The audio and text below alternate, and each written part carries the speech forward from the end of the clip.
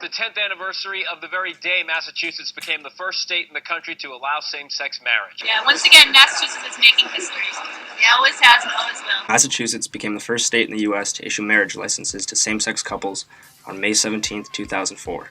As the first state in the United States to do this, they have always had a reputation of being supportive and accepting to the gay community, but has not always been this way.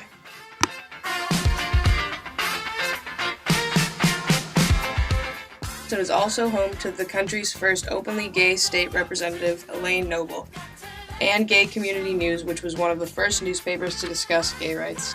Before all this, Scollay Square was a home to the gay community. It represented a progressive spirit out of step with its time. Its destruction signaled an end to that. With this in mind, is Boston as progressive as we perceive it to be? Scollay Square was located in downtown Boston at the intersection of Tremont Street and Court Street. In the 1940s, the area was rich with bars, restaurants, and burlesques that attracted the gay community. The most notable landmark of Scollay Square was the Old Howard Theater, which housed popular burlesque shows and dances.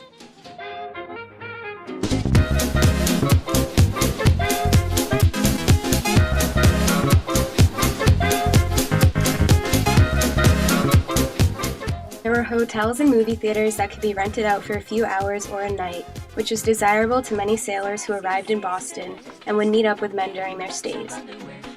However, Scollay Square could exist because people kept their sexualities hidden.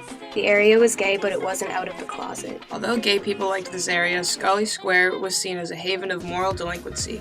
This was the age of the nuclear family and white picket fences. Named after Senator Joseph McCarthy, the 1950s were labeled the McCarthy era in America.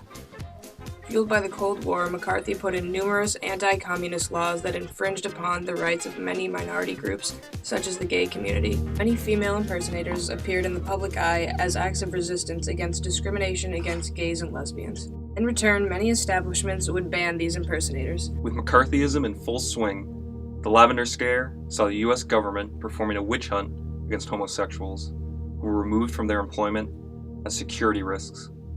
The DSM 1, 2, and 3 identified homosexuality as a disorder. It was not until 1986 that homosexuality was removed from the DSM-3R. The Federal Housing Act of 1949 allowed the city to initiate their new Boston plan. Overseen by the Boston Redevelopment Authority, the plan wanted to renovate several neighborhoods in the city. From City Councilor Frederick Freddie Lagon, "We will be better off without these incubators of homosexuality and indecency and bohemian way of life. I tell you right now, we will be better off without it, and if we accomplish nothing else, at least we will uproot this cancer in one area of the city." In 1961, the city demolished Scollay Square. Despite its large homosexual presence, Scollay Square was a community popular for people of all sexualities. The demolition of Scollay Square was more than the loss of a city neighborhood. It represented a loss of culture.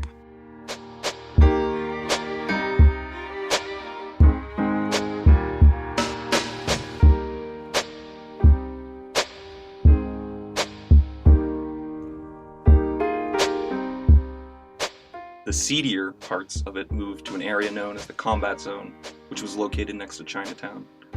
The notion of moving the community next to Chinatown was reflective of the intolerance of the community.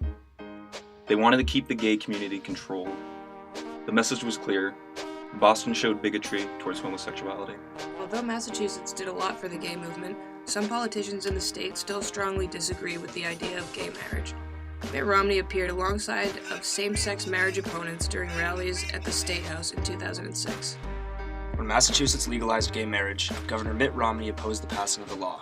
He even tried to implement a law that would stop same-sex couples from other states from coming into Massachusetts to get married. There was no law specifically prohibiting homosexuality, but the state legislators simply allowed their bill, which restricted gay marriage, to expire after 180 days. Is Boston as progressive as we perceive it to be? Perhaps not. The city experienced many of the same prejudices as the rest of the country in the McCarthy era. The actions against the gay community did significant damage. Their spirit, however, could not be destroyed as easily.